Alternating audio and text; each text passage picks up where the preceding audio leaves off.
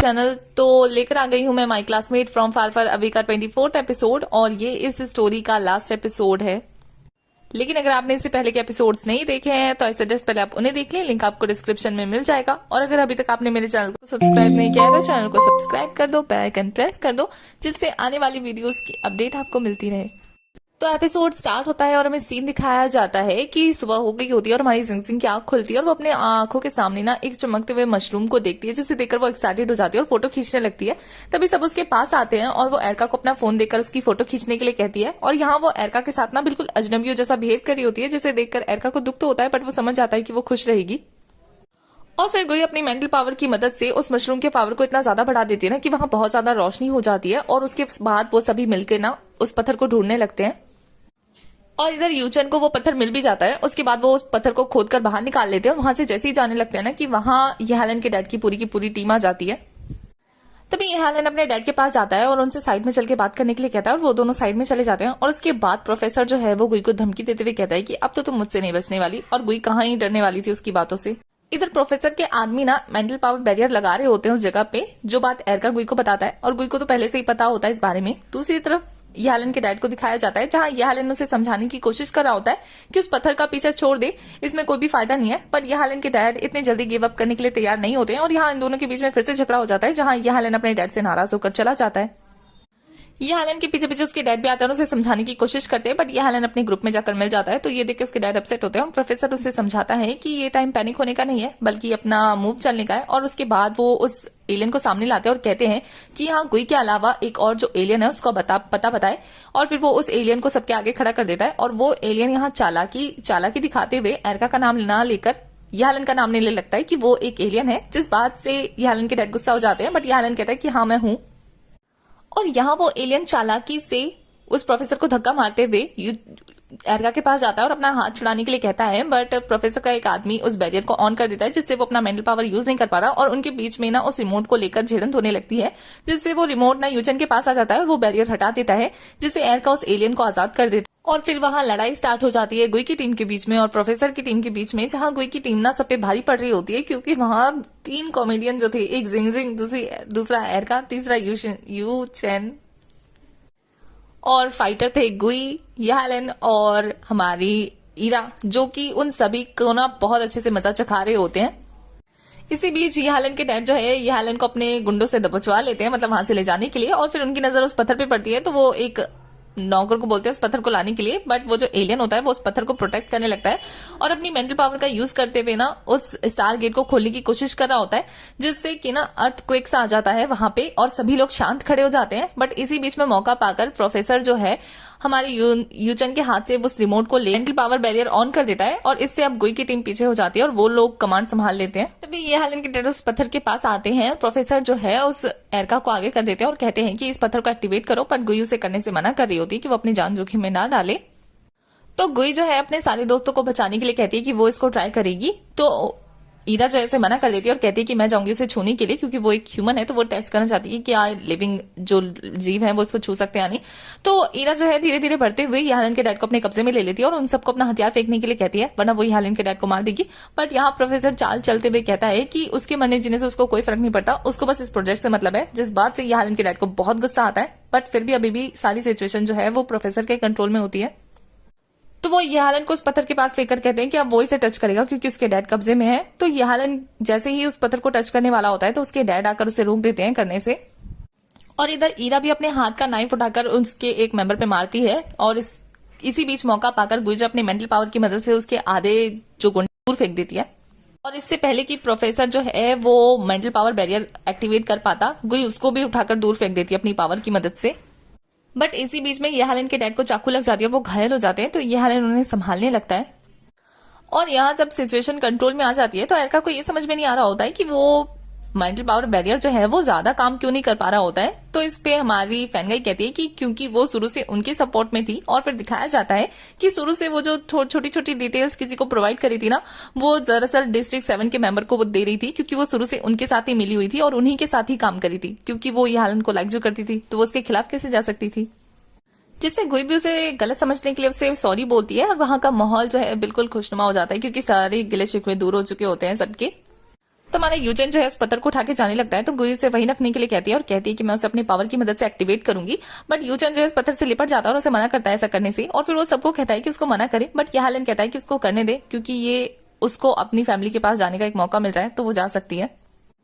Jingjing भी गुई को रोकने की बहुत ज्यादा कोशिश कर रही होती है, बट यहाँ हमारी गुई तो बिल्कुल मूड बना चुकी होती है। इसी बीच ये हालन जो है बहुत ज्यादा इमोशनल होकर गुई को गले से लगा लेता है और यहाँ वो फर्स्ट टाइम उसका रियल नेम उसको अबू दौरी करके बुलाता है और गुई जो है बहुत ज्यादा इमोशनल हो जाती है और सभी लोग रोने लगते हैं और गुई उससे अलग होकर उसे गुड बाय बोलती है।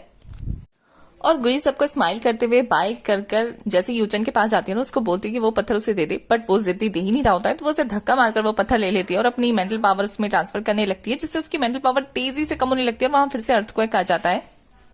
बट जैसे ही गुई की मेंटल पावर खत्म होती है ना, तो वो बेहोश हो जाती है, बट सब लोग उसे पकड़ने लगते हैं और यहाँ एरका जो है गुई की मेंटल पावर वेस्ट ना हो इसलिए अपनी मेंटल पावर देने लगता है और फिर से उसकी भी पावर खत्म हो जाती है और वो भी बेहोश हो जाता है। और यहाँ ये हालन बहुत ज्यादा इमोशनल होकर गुई को गुड बाय बोलता है क्योंकि गुई के अब खत्म होने के चांसेस हो गए थे क्योंकि उसकी मेंटल पावर भी नहीं है और अब ऐसी कोई चीज नहीं है जो उसे दोबारा वेकअप कर सके, तो उसे ऐसा लगता है जैसे कि अब वो सच में ही मरने वाली है और माहौल थोड़ा सा इमोशनल हो जाता है। तभी यूचन को गुस्सा आता है और गुस्से में ना लात मारने लगता है उस पत्थर पे। तभी दिखाया जाता है अचानक से स्टार गेट ओपन हो जाता है जिसके स्कैन की वजह से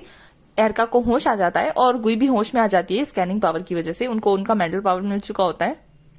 और वो दोनों जब स्टार गेट को देखते हैं तो बहुत ज्यादा खुश होते हैं। तभी दिखाया जाता है कि कुछ एलियन उसके अंदर से बाहर आते हैं और वो लोग ना एरका को पहचान जाते हैं, तो एरका उन्हें अपना सीरियल नंबर बताता है और वापस ज्वाइन होने के लिए कहता है, तो वो लोग मान जाते हैं। उसके बाद वो लोग गुई को एनालाइज करते हैं, बट गुई का फेस उन्हें मैच नहीं कर रहा होता है, तो वो लोग उसे नहीं समझ पा रहे होते कि वो कौन है। तो एरका उन्हें समझाने की कोशिश करता है, बट वो स्टिल मना कर रहे होते हैं कि उन्हें आगे चल के अपनी अथॉरिटीज को जवाब देना है, तो वो ऐसे किसी को अपने साथ नहीं ले जा सकते। तो गुई जहन की तरफ तेजी से बढ़ते हुए उन्हें अपना इंट्रोडक्शन देती है, जिसको सुनकर वो सभी उसके आगे झुक जाते हैं और गुई एक स्माइल पास करते हुए सबको वहां से चली जाती है अपने प्लेनेट में। और अपने प्लेनेट में आने के बाद ना गुई वहां का ही गेटअप धारण कर लेती है और यहाँ स्क्रीन के थ्रू सबको उसका असली रूप देखने को मिल रहा था और अदर प्लेनेट का लुक भी देखने को मिल रहा था।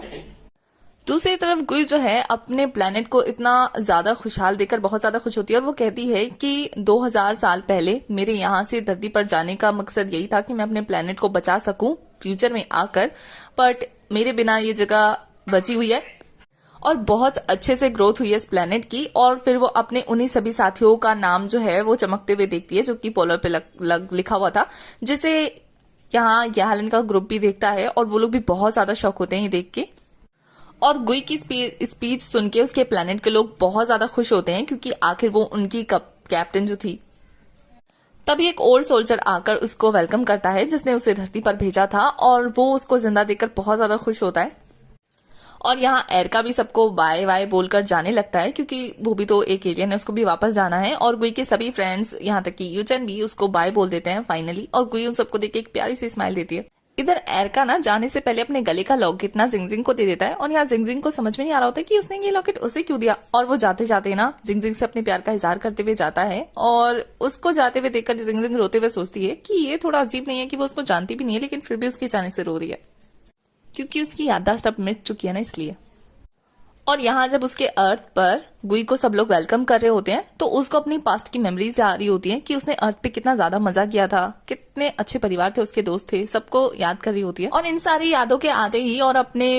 अर्थ के प्यारे प्यारे लोगों का चेहरा देखकर, इमोशनल सा चेहरा देखकर हमारी गुई कहती है कि उसे अपने इस प्लेनेट पे नहीं रहना क्योंकि उसे अर्थ से लगाव हो गया है, वहां के लोगों से उसकी एक फैमिली फीलिंग्स कन्वर्ट हो गई है, तो वो अब यहाँ नहीं रह सकती। और उसकी इस बात का सपोर्ट करते हुए वो ओल्ड मैन जो है उसको लाइफ टाइम की पावर दे देता है और यहाँ वो सभी बहुत ज्यादा खुश हो जाते हैं कि गुई उनके पास वापस आ रही है और गुई जो है उनके पास वापस आ जाती है।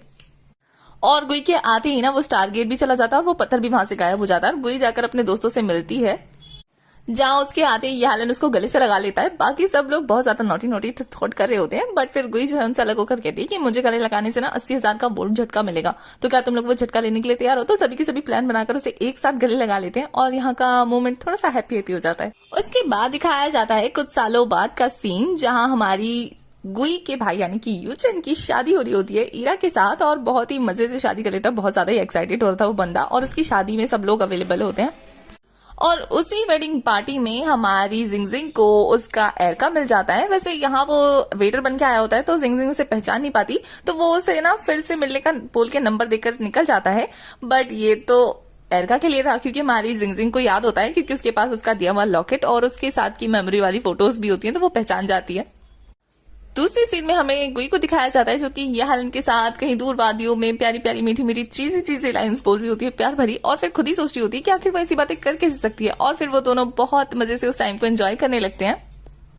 वैसे अगर आपके दिमाग में ये चीज है कि गुई जिसकी बॉडी में है, आखिर मोमो की आत्मा कहाँ गई, अगर गुई उसकी बॉडी में है, तो मैं आपको बता दूं कि जब गुई डूबी थी, यानी कि मोमो डूबी थी, उस वक्त डॉक्टरों ने कहा था ना कि इतनी दूर से बच के आना नामुमकिन है। तो मैं आपको बता दूं कि जब मोमो डूबी थी ना उस सी में,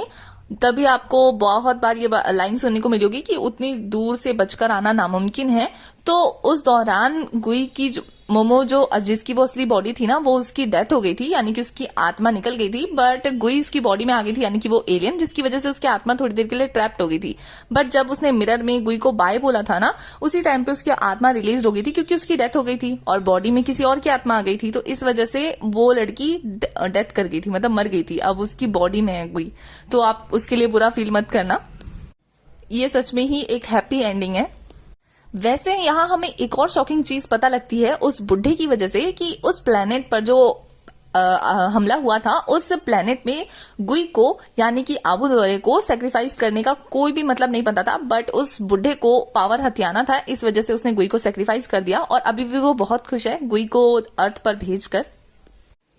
तो ये हैप्पी एंडिंग ही हुई। आपको आपके फेवरेट ड्रामा का हैप्पी एंडिंग मिल गया, और हमने इस ड्रामा के लगभग सारे एपिसोड्स अच्छे से देखे हैं। आई एम श्योर आपने भी देखे होंगे। मैंने काफी ज्यादा टाइम लगा दिया, तो उसके लिए आई एम सॉरी, बट आने वाले दिनों में जो भी मैं ड्रामा एक्सप्लेन करूंगी ना, उसमें मैं इतना टाइम नहीं लूंगी, पक्का स्वेर।